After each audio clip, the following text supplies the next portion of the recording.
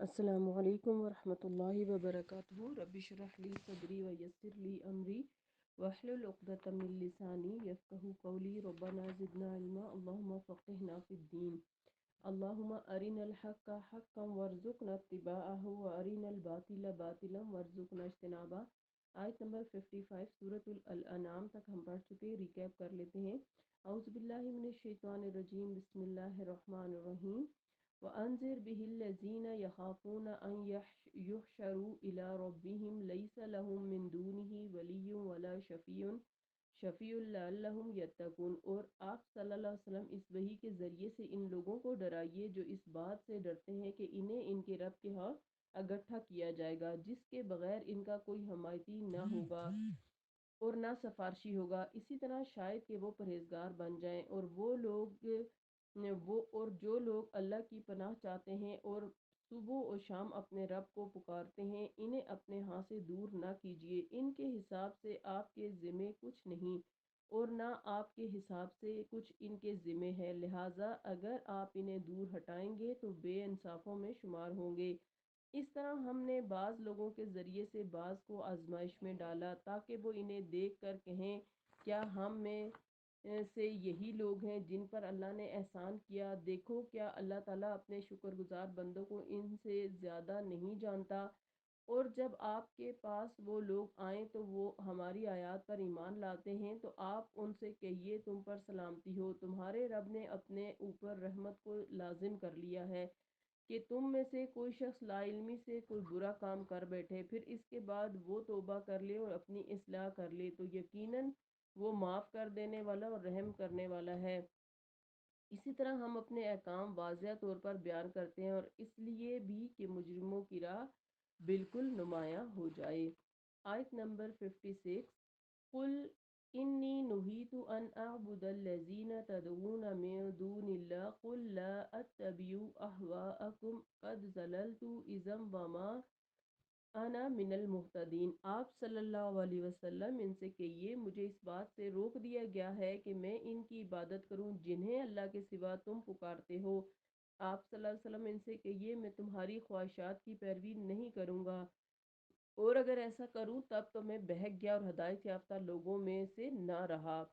مجرموں کی خواہش کیا تھی؟ یعنی مشرکین مکہ یا مجرمین یہ چاہتے تھے کہ کوئی سمجھوتا کی راہ نکل آئے، رسول اللہ صلی اللہ علیہ وسلم ہمارے معبودوں یا دیوی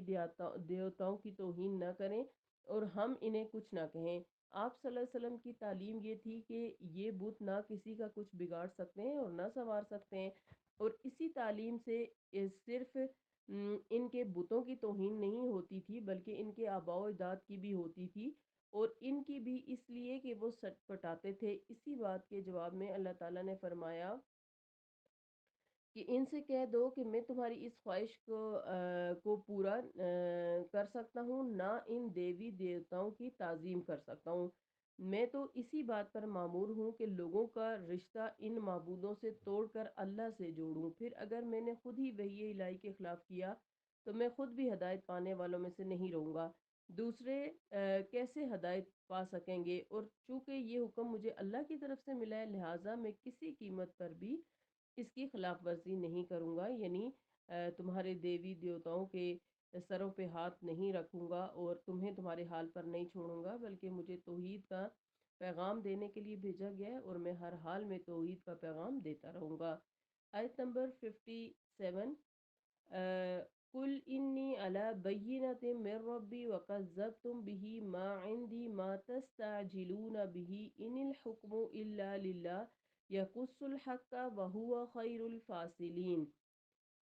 آپ صلی اللہ علیہ وسلم ان سے کہیے میں اپنے رب کی طرف سے روشن دلیل یعنی قرآن پر قائم ہوں جسے تم نے جھٹلا دیا، اور جس عذاب کی تم جلدی کر رہے ہو وہ میرے پاس نہیں، حکم تو صرف اللہ ہی کا ہے جو حق ہی بیان کرتا ہے اور وہی بہترین فیصلہ کرنے والا ہے۔ اگر تم سچے ہو تو ہم پر عذاب کیوں نہیں آتا؟ کفار مکہ یعنی یہ مطالبے کرتے تھے نبی صلی اللہ علیہ وسلم سے، اور اس آیت میں ایسے مجرموں یا ہٹ درموں کی ایک صفت بیان کی گئی ہے کہ کفار مکہ یہ کہتے تھے کہ اگر تم سچے نبی ہوتے تو تم اور تمہارے ساتھی ایسی بے بسی اور درماندگی کی حالت میں کیوں ہوتے، اور جس طرح ہم تم لوگوں پر سختیاں کر رہے ہیں ظلم کر رہے ہیں، اگر تم سچے ہوتے تو اب تک ہم پر وہ عذاب آ جانا چاہیے تھا جس کی تم ہمیں دھمکیاں دیتے رہتے ہو۔ مجرموں کی اسی بات کا جواب اللہ سبحانہ و تعالیٰ نے یہ دیا ہے کہ آپ ان سے کہیے کہ میرے اپنے اطمینان کے لیے یہ بات کافی ہے کہ ٹھیک ٹھیک اس راہ راست پر جا رہا ہوں جو اللہ نے مجھے دکھائی ہے۔ رہی یہ بات کہ تم پر وہ عذاب اب تک کیوں نہیں آ چکا، تو اس کا جواب یہ ہے کہ ایسا عذاب لے آنا میرے اختیار میں نہیں، یہ کام تو اللہ کا ہے۔ جب وہ ہمارے اور تمہارے درمیان فیصلہ کرنا چاہے گا تو تمہیں ایسے عذاب سے دوچار کر دے گا۔ آیت نمبر 58، قُلْ لَوْ أَنَّ عِنْدِي مَا تَسْتَعْجِلُونَ بِهِ لَقُضِيَ الْأَمْرُ بَيْنِي وَبَيْنَكُمْ وَاللَّهُ أَعْلَمُ بِالظَّالِمِينَ۔ آپ صلی اللہ علیہ وسلم ان سے کہیے جس چیز کی تم جلدی مچا رہے ہو اگر وہ میرے اختیار میں ہوتی تو میرے اور تمہارے درمیان کب کا قصہ تمام ہو چکا ہوتا، اور اللہ ظالموں کے متعلق خوب جانتا ہے کہ ان سے کیا معاملہ کرنا ہے۔ اور اگر ایسا عذاب یعنی جو یہ جلدی مچا رہے ہیں، اس آیت میں کیا بتایا گیا کہ عذاب مانگتے ہیں، تو کہا جا رہا ہے کہ ایسا عذاب لانا یعنی میرے اختیار میں ہوتا تو وہ کب کا آ چکا ہوتا اور یہ سارے جھگڑے ختم ہو چکے ہوتے، مگر تم پر عذاب آنے کا ٹھیک وقت اللہ ہی کو معلوم ہے۔ اللہ کا علم، اس کا حلم اور اس کی حکمت بالغہ جب تم پر عذاب لانے کے لیے متقاضی ہوگی اور اس وقت اس عذاب کو کوئی ٹال نہیں سکے گا، یعنی اللہ تعالیٰ جب عذاب لے آئیں گے تو پھر کوئی نہیں ٹال سکے گا۔ آیت نمبر 59، وَعِندَهُ مَفَاتِحُ الْغَيْبِ لَا يَعْلَمُهَا إِلَّا هُوَ وَيَعْلَمُ مَا فِي الْبَرِّ وَالْبَحْرِ وَمَا تَسْقُطُ مِنْ وَرَقَةٍ إِلَّا يَعْلَمُهَا وَلَا حَبَّةٍ فِي ظُلُمَاتِ الْأَرْضِ وَلَا رَطْبٍ وَلَا يَابِسٍ الا فی کتاب مبین۔ اور غیب کی چابیاں تو اسی کے پاس ہیں جنہیں اس کے سوا کوئی بھی نہیں جانتا۔ بحر و بر میں جو کچھ ہے اسے وہ جانتا ہے، اور کوئی پتا نہیں گرتا جسے وہ جانتا نہ ہو، نہ ہی زمین کی تاریکیوں میں کوئی دانہ جس سے وہ باخبر نہ ہو، اور تر اور خشک جو کچھ بھی ہو سب کتاب مبین میں موجود ہے۔ اس آیت کے اندر مفاتیح الغیب کے بارے میں بتایا گیا ہے کہ غیب کی خبریں بتانے والے، یعنی میں جو ظالموں پر عذاب آنے کی بات کرتا ہوں، آپ صلی اللہ علیہ وسلم سے کہلوایا جا رہا ہے، تو یہ بھی وحی الہی کی بنا پر کرتا ہوں۔ رہی یہ بات کہ وہ عذاب کب آئے گا اس کا مجھے علم نہیں ہے، الا یہ کہ اللہ مجھے اس سے آگاہ فرما دے، کیونکہ غیب کے تمام تر وسائل و ذرائع صرف اسی کے قبضہ قدرت میں ہیں جنہیں اس کے سوا کوئی نہیں جان سکتا، اور اگر کوئی شخص غیب جاننے کا دعویٰ کرے تو وہ جھوٹا ہے اور اللہ کی اس صفت کا منکر ہے، اور جو شخص کسی ایسے غیب کی خبر دینے والے کی تصدیق کرتا ہے یا اس پر یقین رکھتا ہے وہ بھی برابر کا مجرم ہے، جس پر درج ذیل حدیث ہے کہ صحیح مسلم کی حدیث ہے، رسول اللہ صلی اللہ علیہ وسلم نے فرمایا جو شخص کسی عراف یعنی نجومی یا کاہن کے پاس جائے اور اس سے کچھ پوچھے اس کی 40 دن تک کی نماز قبول نہیں ہوگی۔ دوسری حدیث ہے کہ جامع الاصول میں بھی یہ حدیث ہے، سنن ابن ماجہ میں موجود ہے کہ آپ صلی اللہ علیہ وسلم نے فرمایا کہ جو شخص کسی کاہن کے پاس جا کر اس سے کچھ دریافت کرے پھر اس کی تصدیق کرے تو اس نے اس چیز سے کفر کیا جو محمد صلی اللہ علیہ وسلم پر نازل ہوئی۔ اگلی حدیث ہے، سیدنا ابن عباس رضی اللہ عنہما کہتے ہیں کہ آپ صلی اللہ علیہ وسلم نے فرمایا نجومی کاہن اور کاہن جادوگر ہے اور جادوگر کافر ہے، یہ جامع اصول فی الحدیث الرسول میں موجود ہے۔ آپ صلی اللہ علیہ وسلم نے فرمایا غیب کی کنجیاں 5 ہیں جنہیں اللہ ہی جانتا ہے، قیامت کا علم اللہ ہی کے پاس ہے، وہی بارش برساتا ہے، یعنی کون سی ہیں 5؟ نمبر 1 کیا ہے کہ قیامت کا علم اللہ ہی کے پاس ہے، کہ قیامت کے آنے کی اصل گھڑی کون سی ہے یہ صرف اللہ تعالیٰ جانتا ہے، اس کا علم اللہ تعالیٰ نے نبی صلی اللہ علیہ وسلم کو بھی نہیں دیا۔ نمبر 2 ہے وہی بارش برساتا ہے، اور کہ یعنی بارش کب برسے گی، ایگزیکٹلی کس ٹائم اور کس جگہ برسے گی، یہ نمبر 2 ہے مفاتیح الغیب میں سے جو اللہ کے علاوہ کوئی نہیں جانتا۔ بے شک آج کل فور کاسٹ ہوتی ہے لیکن فور کاسٹ ایگزیکٹ تو نہیں ہو سکتی۔ پھر تیسری بات کیا کہ وہی جانتا ہے کہ شکم مادر میں کیا کچھ تغیر و تبدل ہو رہا ہے، یعنی ماں کے پیٹ میں کیا ہے اب لوگ سوچتے ہیں کہ آج تو الٹرا ساؤنڈ سے پتہ چل جاتا ہے کہ ماں کے پیٹ میں بیٹا ہے یا بیٹی ہے، لیکن اس سے مراد یہ نہیں ہے۔ اس سے مراد یہ ہے کہ پیدا ہونے والا بچہ جو ہے اس کا کردار کیسا ہوگا، وہ مومن ہوگا یا خدا نخواستہ جو ہے وہ غیر مومن ہوگا، اللہ کا فرما بردار ہوگا نہیں ہوگا، یہ ساری معلومات تو اصل میں صرف اللہ تعالیٰ کو ہیں۔ اور پھر اگلا غیب کیا ہے کہ کوئی یہ نہیں جانتا کہ وہ کل کیا کرے گا، یعنی کل کے بارے میں سوائے اللہ کے کوئی نہیں جانتا، اور نہ ہی وہ یہ جانتا ہے کہ وہ کس جگہ پر مرے گا، یعنی کسی بھی انسان کی موت کا جو وقت ہے وہ صرف اللہ سبحانہ و تعالیٰ جانتا ہے، اس کی پیدائش کا وقت بھی، اس کی موت کا وقت بھی۔ تو اللہ ہی ان باتوں کو جاننے والا اور باخبر ہے۔ یہ صحیح بخاری کی حدیث ہے، یعنی مفاتیح الغیب ہیں جن کا یہاں اس آیت میں ذکر ہوا ہے۔ اللہ تعالیٰ کے علم کی وسعت یعنی اس آیت سے معلوم ہوتی ہے کہ غیب کے سب علوم ایک مخصوص مقام پر خزانوں کی صورت میں سر بمہر بند اور مقفل ہیں، اور ان تالوں کی چابیاں صرف اللہ کے پاس ہیں۔ اسی مقام پر ہر چیز کی تقدیریں اللہ تعالیٰ نے پہلے سے لکھ رکھی ہیں۔ اسی مقام کو قرآن میں کسی جگہ لوح محفوظ کہا گیا ہے، جیسے سورہ بروج میں کہا گیا، کسی جگہ ام الکتاب یعنی سورہ زخرف میں کہا گیا، کسی جگہ ام مبین یعنی سورہ یاسین میں کہا گیا، کسی جگہ کتاب مکنون یعنی سورہ واقعہ میں کہا گیا، اور کسی جگہ کتاب مبین سورہ انعام میں کہا گیا۔ یہ سب اس مقام یا ان غیب کے خزانوں کے صفاتی نام ہیں۔ ان خزانوں کے مالک حق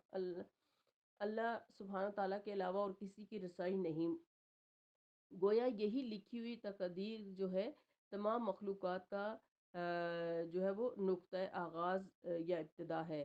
پھر ان خزانوں کی وسعت کو عام لوگوں کے ذہن نشین کرانے کے لیے ان کے چند پہلوؤں پر روشنی ڈالی۔ مثلاً اللہ ہی خشکی اور سمندر کی سب اشیاء کو جانتا ہے۔ خشکی میں جنگل بھی ہیں، آبادیاں بھی، پہاڑ بھی، غاریں بھی، بے شمار درخت، جڑی بوٹیاں، لا تعداد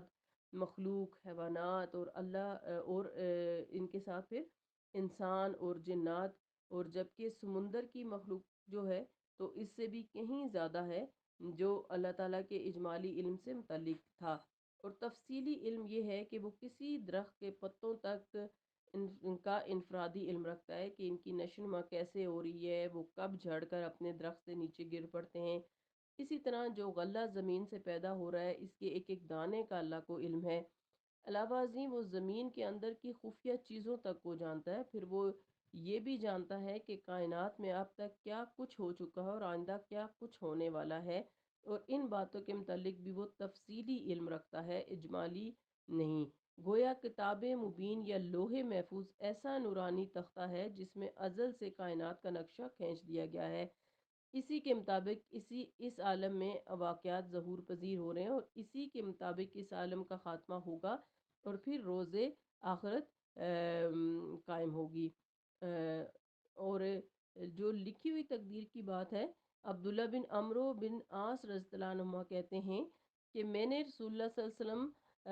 کو یہ کہتے سنا کہ اللہ تعالیٰ نے مخلوقات کی تقدیریں آسمان اور زمین کی پیدائش سے 50,000 سال پہلے لکھ لی تھیں، جبکہ اس کا عرش پانی پر تھا۔ یہ صحیح مسلم کی حدیث ہے۔ آیت نمبر 60، وَهُوَ الَّذِي يَتَوَفَّاكُم بِاللَّيْلِ وَيَعْلَمُ مَا جَرَحْتُم بِالنَّهَارِ ثُمَّ يَبْعَثُكُم فِيهِ لِيُقْضَىٰ أَجَلٌ مُّسَمًّى ثُمَّ إِلَيْهِ مَرْجِعُكُمْ ثُمَّ يُنَبِّئُكُم بِمَا كُنتُمْ تَعْمَلُونَ۔ وہی تو ہے جو رات کو تمہاری روحیں قبض کر لیتا ہے، اور جو کچھ تم دن کو کر چکے ہو وہ بھی جانتا ہے۔ پھر دوسرے دن جسم میں روح بیچ کر تمہیں کھڑا کرتا ہے تاکہ مقررہ مدت یعنی موت تک پوری کر لو، پھر اسی کی طرف تمہاری بازگشت ہے، پھر وہ تمہیں بتا دے گا کہ تم دنیا میں کیا کرتے رہے ہو۔ تو روح کی قسمیں اور حشر و نشر جو ہے روح کی جو قسمیں ہیں وہ حشر نشر پر دلیل کرتی ہیں۔ روح کی دو قسمیں ہوتی ہیں، ایک حیوانی اور دوسری روحانی یا نفسانی۔ رات کو جو یا نیند کے دوران میں روحانی نفسانی جسم سے نکل جاتی ہے، جس کے متعلق اللہ تعالیٰ نے فرمایا کہ وہ اسے قبض کر لیتا ہے۔ اس روح کے جسم سے علیحدہ ہونے کا اثر یہ ہوتا ہے کہ انسان نہ سن سکتا ہے، نہ دیکھ سکتا ہے، اور دماغ اپنا کام کرنا چھوڑ دیتا ہے۔ لیکن حیوانی روح جسم میں موجود رہتی ہے، جس کی وجہ سے انسان میں دوران خون جاری رہتا ہے، وہ سانس بھی لیتا رہتا ہے، اور نیند بھی پوری ہونے کے بعد سوئے ہوئے کو جگانے سے روح نفسانی بھی جسم میں واپس لوٹ آتی ہے۔ اور ان دونوں قسم کی روحوں کو جو ہے وہ آپس میں ان کا تعلق یہ ہے کہ کسی ایک روح کے خاتمے سے یا قبض کرنے سے دوسرے کا از خود خاتمہ ہو جاتا ہے اور انسان پر موت واقع ہو جاتی ہے۔ گویا سوئے ہوئے انسان پر آدھی موت طاری ہو چکی ہوتی ہے، اس لیے رسول اللہ صلی اللہ علیہ وسلم نے نیند کو موت کی قسم قرار دیا ہے۔ اسی حقیقت کو اللہ تعالیٰ نے اس آیت میں بیان فرمایا، اور اس حقیقت سے ایک دوسری بڑی حقیقت بھی سامنے آتی ہے،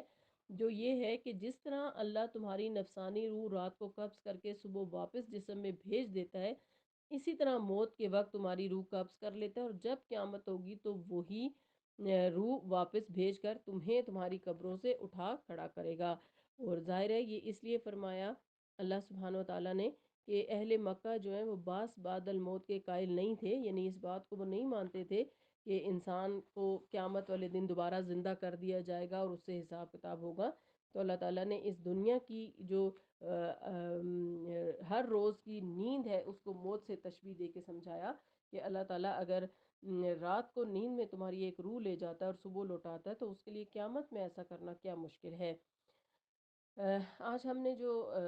قرآن پاک کی آیات پڑھی ہیں، سب سے پہلے اہل مکہ کے شرک کے متعلق پڑھی ہیں کہ وہ ایک تو شرک پر ڈٹے ہوئے تھے، اور دوسرا یہ کہ وہ یہ چاہتے تھے کہ نبی صلی اللہ علیہ وسلم جو ہے ان کے شرک پر ان کو متنبع نہ کریں اور ان کو ان کے حال پر چھوڑ دیں۔ جبکہ اس میں ہمارے لیے یہ سبق ہے کہ ہم بھی اگر کہیں پہ شرک ہوتا دیکھیں تو اس سے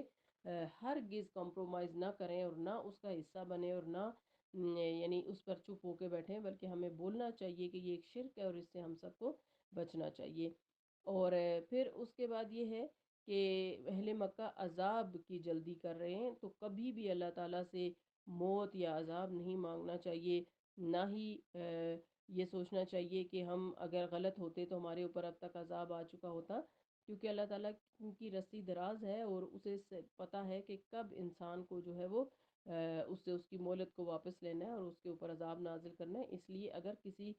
کی باوجود نافرمانیوں کے اس کے اوپر عذاب نہیں آ رہا، اللہ کی پکڑ نہیں آ رہا، تو اسے مطمئن اور غافل ہو کے نہیں بیٹھ جانا چاہیے کہ میں سب صحیح کر رہا ہوں، بلکہ اللہ کی پکڑ اچانک آتی ہے۔ اور پھر اس کے بعد ہم نے یہ پڑھا کہ مفاتیح الغیب یعنی غیب کی کنجیاں اللہ سبحانہ و تعالیٰ کے پاس ہیں، جس کے بارے میں ہم نے کافی زیادہ ڈیٹیل پڑھی ہے۔ اور یہ کہ اللہ تعالیٰ نے اس زمین و آسمان کو بنانے سے پہلے 50,000 سال پہلے اس دنیا اور کائنات اور دنیا میں آنے والے تمام لوگوں اور مشاہدات وغیرہ جو کچھ بھی تجربات ہونے ہیں قیامت تک، ان سب کی تقدیریں اللہ تعالیٰ نے 50,000 سال پہلے لکھتی تھی۔ اور ہمارا ایمان ہے اس چیز پر کہ جو اللہ نے تقدیر لکھی ہے وہی صحیح ہے۔ اللہ تعالیٰ ہم سب کو جو ہے وہ مضبوط ایمان سے نوازے اور بہترین اعمال کی توفیق عطا فرمائے اور حسن الخاتمہ عطا فرمائے، آمین۔ سبحانک اللہم و بحمدک، نشہد ان لا الہ الا انت، نستغفرک و نتوب الیک۔ السلام علیکم ورحمۃ اللہ وبرکاتہ۔